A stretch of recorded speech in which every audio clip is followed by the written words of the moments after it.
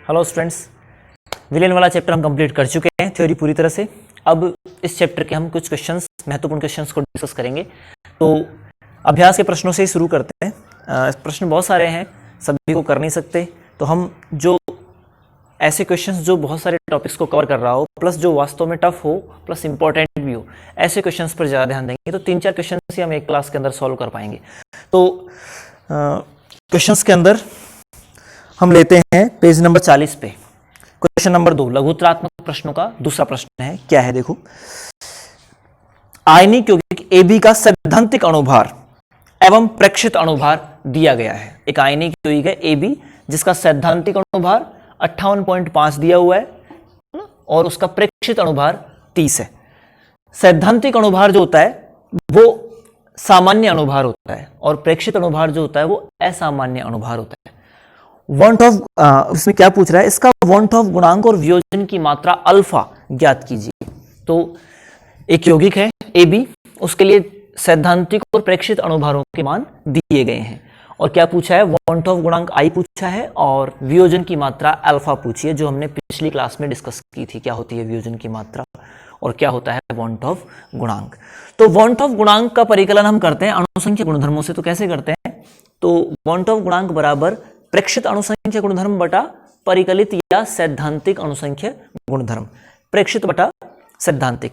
तो प्रेक्षित अब अणुभार के रूप में लें तो अणुभार जो है अणुसंख्या गुणधर्म के व्युत्क्रमानुपाती होता है। ये हमने पिछले लेक्चर में देखा था, अणुभार और अणुसंख्या गुणधर्मों में व्युत्क्रमानुपाती वाला संबंध होता है। तो I बराबर प्रेक्षित अणुसंख्या गुणधर्म बटे सैद्धांतिक अणुसंख्या गुणधर्म। तो अणुभार के रूप में अगर लेना हो I का फॉर्मूला तो क्या आ जाएगा, सैद्धांतिक अणुभार, मतलब सैद्धांतिक वाला ऊपर आएगा, सैद्धांतिक अणुभार बटे प्रेक्षित अणुभार। ठीक है, सैद्धांतिक अणुभार कितना दिया गया है 58.2 और प्रेक्षित अणुभार हमारा कितना दिया गया है, ये 30। ठीक है, इन दोनों को डिवाइड करेंगे तो ये आ जाए 1.94, इतने आएगा लगभग 1.94 है ना। ठीक है, इसको डिवाइड करेंगे तो I का मान आ गया। अब I से हम क्या निकाल सकते हैं, अल्फा का मान निकाल सकते हैं। तो अल्फा का फॉर्मूला क्या होता है यदि क्या हो रहा हो, अब देखो इसमें वास्तविक अणुभार जो है उससे कम आ रहा है ना। कौन सा अणुभार, देखो ये पहले तो ये क्लियर होना चाहिए कि सैद्धांतिक जो होता है ना वो हमारा होता है सामान्य, मतलब एक्चुअल, और सैद्धांतिक तो, और प्रेक्षित जो होता है वो होता है असामान्य। ठीक है, असामान्य अणुभार। तो अल्फा जो है वो वियोजन या संगुणन की मात्रा होती है। तो यहां पर वियोजन हो रहा है, प्रश्न में लिखा भी है कि वियोजन की मात्रा निकालिए। तो वियोजन हो रहा है किसका, AB का। तो सीधा सा दिख रहा है इसके फॉर्मूले से, AB अगर वियोजित होगा तो क्या बनाएगा, A + B, यानी इसके 1 मोल से उत्पाद कितने मोल प्राप्त होंगे, 2 मोल। जैसे NaCl टूटता है तो कितने कण देता है, 2 कण देता है, एक Na+ एक Cl-। तो 1 से 2 प्राप्त होते हैं। तो ये किसका मान है, 1 से 2 मिल रहा है, ये क्या कहलाता है, ये कहलाता है N। ठीक है, तो अल्फा का फॉर्मूला क्या हो गया, I-1 और N-1, ये फॉर्मूला होता है I का, अल्फा का, किसके लिए, वियोजन के लिए। तो I की वैल्यू क्या है, I का वैल्यू आया 1.94 - 1 अपॉन में N क्या है कि कोई यौगिक वियोजित होकर के कितने आयन देता है। तो यहां पर ये 2 देता है, A और B देता है 2, तो 2 - 1, तो कितना बच जाएगा, ये 0.94 बच जाएगा बटे ये कितना बच जाएगा, 1। तो क्या आ जाएगा आंसर, 0.94, किसका, अल्फा का। तो इस तरह से आप क्या निकाल लेंगे, वियोजन गुणांक निकाल लेंगे, वियोजन की मात्रा निकालेंगे 0.94 और वॉन्ट ऑफ गुणांक I ये हो गया सैद्धांतिक अणुभार बटे प्रेक्षित अणुभार। तो इस तरह से आपका ये लघुत्तरात्मक दूसरा प्रश्न कंप्लीट हो गया। अब अगला प्रश्न देखते हैं अपन। इसी में अगला प्रश्न है हमारा चौथा, एक प्रोटीन के 0.212 लीटर जलीय विलयन में, प्रोटीन है उसका आयतन है V, 0.2 लीटर जलीय विलयन में 1.26 ग्राम प्रोटीन है। प्रोटीन का जलीय विलयन है, ठीक है, जिसका आयतन है 0.2 लीटर और इसमें जो प्रोटीन है, जो घुला हुआ है प्रोटीन यानी विलेय, तो विलेय की मात्रा दे रखी है, विलेय की मात्रा। विलेय कौन सी चीज है, प्रोटीन है, तो विलेय की मात्रा को हम प्रदर्शित करते हैं W बी से, तो वो दे रखा है आपको 1.26 ग्राम, इतना प्रोटीन उसमें घुला हुआ है। तो जो ये विलयन बना उसका परासरण दाब क्या कह रहा है, 300 केल्विन पर इस विलयन का परासरण दाब 2.57 गुणा 10⁻³ बार पाया गया है। तो T बराबर है 300 केल्विन, और 300 केल्विन पर इस विलयन का परासरण दाब जो हमें दिया गया है प्रश्न में वो है 2.57 गुणा 10⁻³ बार दाब का मात्रक है, तो परासरण दाब का मान दे दिया हमें। अब प्रोटीन का मोलर द्रव्यमान ज्ञात कीजिए, यानी MB। प्रोटीन कौन है, विलेय, तो विलेय का मोलर द्रव्यमान होता है MB, ये हमें ज्ञात करना है। और दिया गया है प्रश्न में और कौन सी चीज दी गई है ब्रैकेट के अंदर, हमें R की वैल्यू भी दी गई है 0.08 लीटर बार पर मोल केल्विन, है ना, इसकी वैल्यू भी दी गई है R की भी। तो सिंपल है, परासरण दाब का मान दिया गया है विलयन के लिए, क्या मिलाया उसमें, प्रोटीन घोला है पानी के अंदर, और प्रोटीन घोलने के पश्चात 0.2 लीटर विलयन बन गया है। और ये जो विलयन बना है इसके लिए प्रोटीन जो है, विलेय जो मिलाया है आपने, अवाष्पशील विलेय, उसका अणुभार निकालना है। और अक्सर हम जो अणुसंख्या गुणधर्म वाले जो क्वेश्चंस होते हैं उसमें क्या निकालते हैं, मिलाए गए अवाष्पशील विलेय का अणुभार निकालते हैं, MB निकालते हैं। तो फॉर्मूला क्या होता है पाई का, तो पाई बराबर, वैसे तो CRT होता है लेकिन C क्या होता है, मोलर था, उसको खोलते हैं तो क्या होता है मोल बटे आयतन, उसको और खोलते हैं तो WB बटे MB, इस तरह से। तो लास्ट वाला फॉर्मूला था जिसमें अणुभार आता था वो वाला लिखेंगे, लिखा हुआ है आपकी कॉपी में। तो WB बटे MB इंटू V, किसमें, लीटर में, है ना, इंटू क्या, RT, ये होता है फॉर्मूला हमारा। ठीक है, किसका, पाई निकालने का। अब हमें निकालना है MB, तो MB बराबर क्या हो जाएगा, तो ये इधर पाई इधर, तो WB into R into T बटे पाई इंटू V। अब क्या कर देंगे, मान रख देंगे, WB की क्या चीज है, विलेय का द्रव्यमान, तो WB दिया गया है, विलेय की मात्रा 1.26, तो 1.26 रख दिया। R क्या है, गैस स्थिरांक जिसकी वैल्यू भी दी गई है 0.08 इंटू T क्या है, टेम्परेचर जो भी दिया गया है 300 केल्विन, ठीक है, बटे पाई, परासरण दाब वैल्यू दी गई है 2.57 इंटू 10⁻³ इंटू V क्या है, विलयन का आयतन जो कितना दिया गया है 0.2 लीटर। इसको हल करेंगे तो आपके पास अवाष्पशील विलेय यानी प्रोटीन का क्या आ जाएगा, अणुभार आ जाएगा।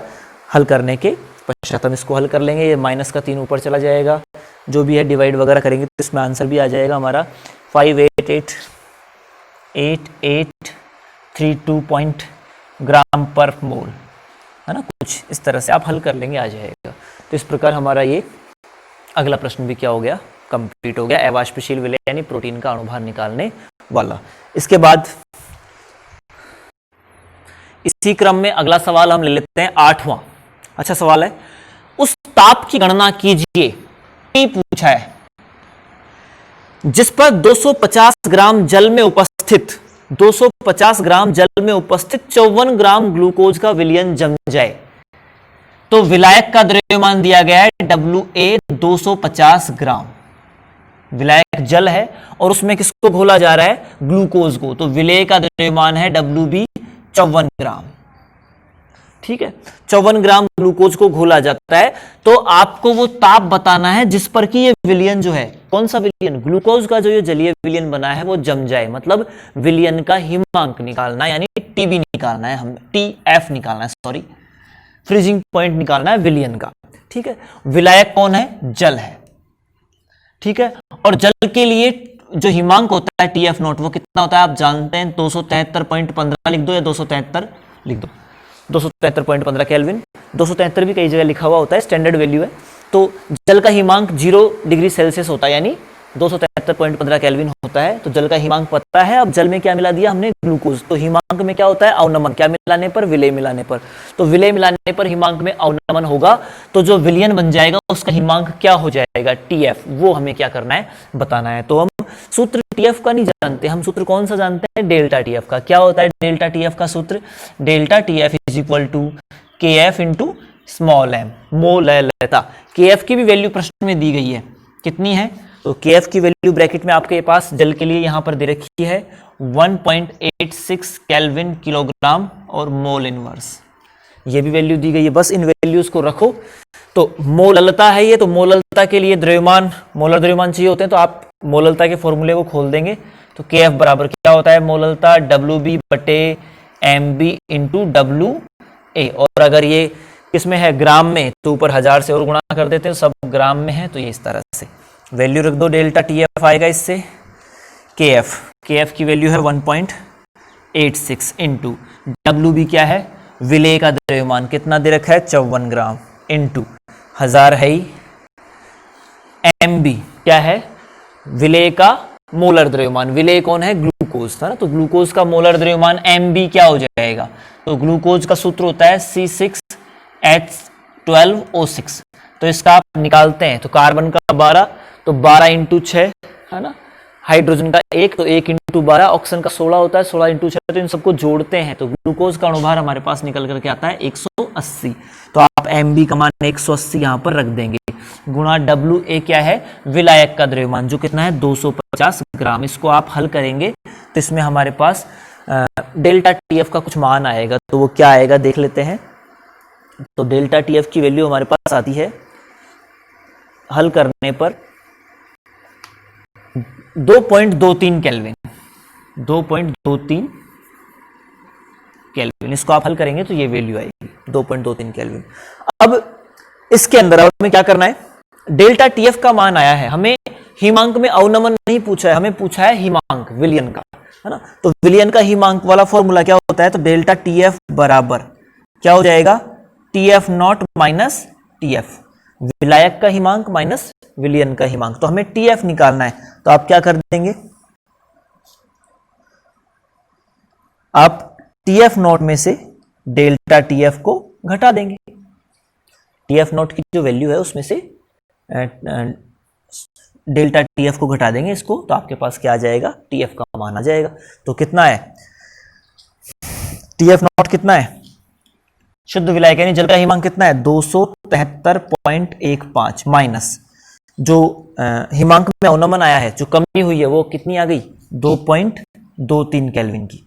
ठीक है भाई, शुद्ध विलायक का इतना है और उसमें 2.23 केल्विन की कमी आ गई, तो विलयन जो होगा उसका हिमांक कितना आ जाएगा, तो ये आपके पास 270 पॉइंट कुछ आ रहा है आंसर, तो ये आ जाएगा 270.92, घटाते हैं इसको तो 270.92 केल्विन। यानी आपने जो ग्लूकोज घोला 250 ग्राम जल में जब 54 ग्राम ग्लूकोज घोला, तो जो जल का हिमांक था वो घट करके 273.15 से कितना हो गया 270.92 हो गया, यानी हिमांक में अवनमन हो गया। और वो अवनमन कितना हुआ उसका मान ये आया था, और उस अवनमन को घटा करके शुद्ध विलायक के हिमांक में से हम क्या प्राप्त कर पाते हैं, विलयन का हिमांक प्राप्त कर पाते हैं। तो बस डायरेक्ट सूत्र में मान रख करके सवाल हल करना है।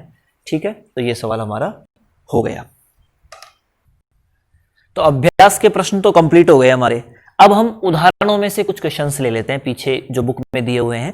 तो उसमें पेज नंबर 39 पे हमारा एक एग्जांपल है वॉन्ट ऑफ गुणांक और वियोजन संगुणन की मात्रा से रिलेटेड, मतलब इसमें वॉन्ट ऑफ गुणांक भी ऐड हो जाएगा। ठीक है, अनुसंग गुणन। तो क्या है क्वेश्चन, 0.3 ग्राम बेंजोइक अम्ल 20 ग्राम बेंजीन में घुला है। बेंजोइक अम्ल है जो बेंजीन में घुला हुआ है, तो विलायक कौन हो गया डब्ल्यू ए जो है वो बेंजीन है जिसका द्रव्यमान है 20 ग्राम। 20 ग्राम बेंजीन में आपने बेंजोइक अम्ल को घोला, यानी WB को घोला, विलेय को घोला, कितने ग्राम 0.3 ग्राम। 0.3 ग्राम बेंजोइक अम्ल को 20 ग्राम बेंजीन में घोला जा रहा है। तो इस विलयन का हिमांक अवनमन 0.317 केल्विन है, यानी हिमांक अवनमन है, हिमांक नहीं है। तो डेल्टा टीएफ जो आया विलयन के लिए वो है 0.317 केल्विन। बेंजीन को बेंजोइक अम्ल को बेंजीन में घोलने के पश्चात हिमांक में जो कमी हुई वो इतनी है। तो बेंजोइक अम्ल की संगुणन की मात्रा, संगुणन या वियोजन की मात्रा को किससे रिप्रेजेंट करते हैं, अल्फा से। तो ये अल्फा क्या करना है, हमें निकालना है, अल्फा फाइंड आउट करना है। ठीक है, तो अल्फा निकालने के लिए, अल्फा निकालना ना, तो अल्फा निकालने के लिए फॉर्मूला जो होता है हमारे पास संगुणन के लिए वो होता है n(i-1) और 1 - n। ये फॉर्मूला हमारे पास होता है अल्फा निकालने का, किसके लिए, संगुणन के लिए।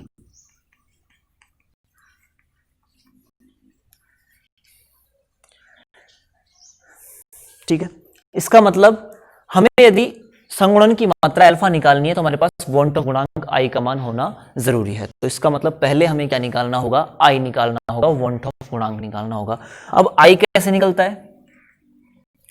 आई हमारे पास निकल सकता है प्रेक्षित अणुसंख्या गुणधर्म बटे सैद्धांतिक अणुसंख्या गुणधर्म से, या सैद्धांतिक अणुभार बटे प्रेक्षित अणुभार से। तो अणुभार वाला अगर टॉपिक लें तो उससे निकालना ज्यादा इजी रहेगा, क्योंकि ये जो आपको वैल्यूज दे रखी है उससे आप अणुभार निकाल सकते हैं, है ना। तो आई बराबर होता है सैद्धांतिक अणुभार, सैद्धांतिक मतलब रियल वाला, है ना, सामान्य, बटे प्रेक्षित। प्रेक्षित मतलब आप कैलकुलेशन के द्वारा जो प्राप्त करेंगे वो अणुभार, प्रेक्षित अणुभार यानी असामान्य वाला। तो आपको सैद्धांतिक अणुभार निकालना है। वो सैद्धांतिक तो हमें पता होगा बेंजोइक अम्ल का, हमें किसका निकालना है? प्रेक्षित अणुभार निकालना है। तो बेंजोइक अम्ल पहले बात तो होता क्या है, ये भी एक समस्या है कि हमें बेंजोइक अम्ल का सूत्र पता होना चाहिए। तो बेंजोइक अम्ल होता है बेंजीन रिंग से COOH समूह जुड़ा हुआ हो, ये बेंजोइक अम्ल होता है। तो बेंजीन रिंग होती है C6H6, तो ये C6H6 होता है तो H5 हो जाएगा, और ये COOH, ये इसका अणुसूत्र है। तो ये अणुसूत्र है, तो इसमें प्रत्येक परमाणु का परमाणु भार जोड़ेंगे तो इसका अणुभार निकल करके आ जाएगा, जो कि हमारा होगा 100, एक मिनट इसको करके देख लेते हैं, 12 × 6 प्लस हाइड्रोजन है 6 प्लस एक और कार्बन आ गया प्लस 16 दूना 32, तो ये कितना हो गया? 72 और 6 78 और 12 90 और 122 हो गया ये ना। तो 122 जो है इसका अणुभार निकल करके आ गया। ये कौन सा है? सामान्य वाला, जो एक्चुअल में होता है वो वाला है 122, ठीक है। तो ये 122, ठीक है, सैद्धांतिक हो गया जो रियल में होता है। और प्रेक्षित मतलब जो गलत आएगा हमारे पास, संगुणन की वजह से क्या होता है, अणुभार जो है वास्तविक अणुभार से अलग आएंगे। तो वो जो वास्तविक अणुभार से अलग आएगा मान, वो कैसे आएगा? तो वो आपको कैलकुलेशन से प्राप्त होगा। तो कैलकुलेशन किसकी करेंगे? हिमांक अवनमन की। तो डेल्टा TF बराबर क्या होता है? KF इंटू वही WB, भाई मोललता होती है तो WB बटे MB इंटू WA और इंटू 1000, ये करेंगे आप। तो KF का मान भी प्रश्न में दिया हुआ होगा, हमें ब्रैकेट के अंदर दिया हुआ है। तो बेंजीन के लिए KF बराबर, ये KF दिया हुआ है आपका 5.1 केल्विन किलोग्राम मोल इनवर्स। तो इसका मान रख देंगे आप 5.1 5.1 इंटू WB क्या है? 0.3 ग्राम इंटू 1000। MB हमें निकालना है, अणुभार निकालना ना विलेय का। और क्या बच गया? WA 20 ग्राम। और डेल्टा TF की वैल्यू भी हमें दे रखी है 0.317। तो बस आपको MB निकालना है, तो MB को इधर ले आओ आप, बाकी 0.317 को नीचे ले जाओ। तो 5.1 गुणा 0.3 गुणा 1000 बटे 0.317 गुणा 20। तो MB का मान जो है वो कैलकुलेट करने के बाद, गणना करने के बाद जो हमारे पास आया, क्योंकि किताब में इस प्रश्न को सॉल्व कर रखा है, तो ये हमारे पास आ जाएगा 241 ये प्रेक्षित अणुभार का मान आ गया। मतलब जो गलत मान है संगुणन की वजह से जो अणुभार बढ़कर के आया है वो है ये 241। और वास्तव में कितना होता है? तो वो सूत्र से हमें पता चल गया 122 होता है, क्योंकि नाम दे रखा है यहाँ पर विलेय का, बेंजोइक अम्ल। तो नाम से आप उसका अणुभार पता कर सकते हैं, क्योंकि सूत्र पता होगा आपको। तो 122 और गणनाओं के माध्यम से जो वैल्यूज दे रखी है उसको रख करके सूत्र में जब गणनाएं की, तो जो आपको मान प्राप्त हुआ, जो प्रेक्षित मान आया अणुभार का, वो कितना आया? 241। तो प्रेक्षित वाला अणुभार पता है आपको 241, और सैद्धांतिक यानी जो नॉर्मल वाला है वो पता है 122। तो आई निकाल लेंगे आप, है ना। तो यहां तक का ये हो गया। अब आई के लिए आप इस वैल्यू को रख देंगे और आपके पास आई का मान आ जाएगा। तो रख देते हैं आई बराबर, सैद्धांतिक अणुभार है 122 बटे प्रेक्षित कितना आया? 241। तो ये कितना हो जाएगा आपके 0.506 आ जाएगा आई का मान। तो ये आई की वैल्यू आ गई। अब आई की वैल्यू को हम कहाँ पुट कर देंगे, अल्फा वाले सूत्र में, अल्फा निकालने का जो फॉर्मूला होता है उसमें रख देंगे। तो अल्फा वाले फॉर्मूले में हम अगर इसको रखते हैं तो ये क्या हो जाएगा देखेंगे, अल्फा, क्योंकि हमें प्रश्न में समगुणन की मात्रा पूछी है, अल्फा पूछे तो अल्फा निकालने के लिए अल्फा का फॉर्मूला एन। एन क्या चीज है कि वियोजन हो रहा है तो कोई अणु एक से कितने आयन बना रहा है, एक से 2 बना रहा है, 3 बना रहा है, 5 बना रहा है, तो वो एन होता है। और अगर संगुणन हो रहा है तो कितने अणु जुड़ करके एक अणु बना रहे हैं। तो बेंजोइक अम्ल को जब बेंजीन में घोला जाता है तो बेंजोइक अम्ल के 2 अणु आपस में मिलकर के एक अणु बना लेते हैं, यानी द्विलक का निर्माण करते हैं। और द्विलक के लिए एन का मान कितना होता है, 2। ठीक है, एन का मान इसके लिए 2 हो जाएगा। द्विलक के लिए त्रिलक बनाता तो 3 हो जाता है ना, इस तरह से। तो एन का मान 2 हो गया। तो आप क्या करेंगे, एन की वैल्यू रखेंगे, एन बराबर 2 है क्योंकि द्विलक बना रहा है इसीलिए, है ना। तो 2, आई का मान कितना है 0.506 माइनस 1 बटे 1 माइनस 0.506, सॉरी 1 माइनस 2, एन का मान रखना। ठीक है, तो इसको ये मल्टीप्लाई करेंगे आप तो ये गुणा करने पर आ जाएगा आपका, पहले आप इसको घटा लेंगे तो घटाएंगे तो ये 0.494 है ना, इसको घटाया ना 0. अब ये चूंकि छोटी राशि है, ये एक बड़ा है, तो 0.5 में से 1 घटाएंगे तो 0.5 आएगा, लेकिन किसका आएगा, माइनस का, तो ये माइनस का रहेगा। ठीक है, गुणा 2 हो रहा है, बटे 1 में से 2 गया तो माइनस का 1, तो ये ऊपर माइनस है, नीचे माइनस, माइनस माइनस कैंसिल हो जाएगा। और ये जो ये आपका जो भी इसका गुणा करने पर जो मान आएगा वो आपका प्लस में क्या हो जाएगा, अल्फा का मान हो जाएगा। तो ये आएगा आपका 0.988 आ रहा है। ठीक है, तो 0.988 अल्फा की वैल्यू आपके पास यहाँ आ गई। देखो इस सूत्र में मान रख दिया आपने। सूत्र क्या था अल्फा का, एन आई माइनस 1 और 1 माइनस एन।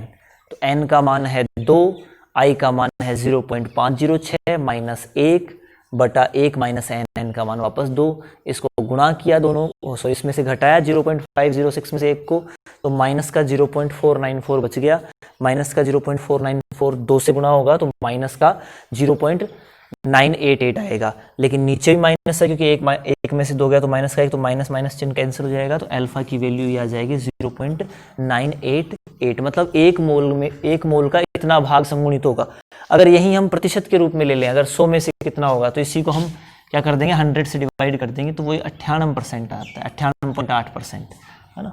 तो प्रतिशत के रूप में 98.8%, मतलब 100 अणुओं में से 98 अणु संगुणित हो रहे हैं। और अगर प्रतिशत ना लेकर के 1 के लिए, तो 1 अणु का 0.98वां हिस्सा, यानी 1 में से 0.98 क्या हो रहा है, संगुणित हो रहा है। तो ये है संगुणन की मात्रा अल्फा। और इसी के साथ ये उदाहरण हमारा कंप्लीट हो गया। अल्फा निकालने के लिए थोड़ा सा ज़्यादा जद्दोजहद करनी पड़ती है, हमें आई निकालना पड़ता है। ठीक है, और हमें एन का मान पता होना चाहिए कि वो कितने अणु देगा टूट करके, या जुड़ रहा है द्विलक बना रहा है तो कितने अणु जुड़ करके एक अणु बना रहे हैं। तो ये सारी जानकारी हमें होनी चाहिए। तो अल्फा और आई से रिलेटेड भी हमारा ये एक सवाल हो गया। हालांकि कॉपी में बुक में कर रखा है ये, लेकिन आप इसको देखेंगे तो समझ में आ जाएगा। इसके बाद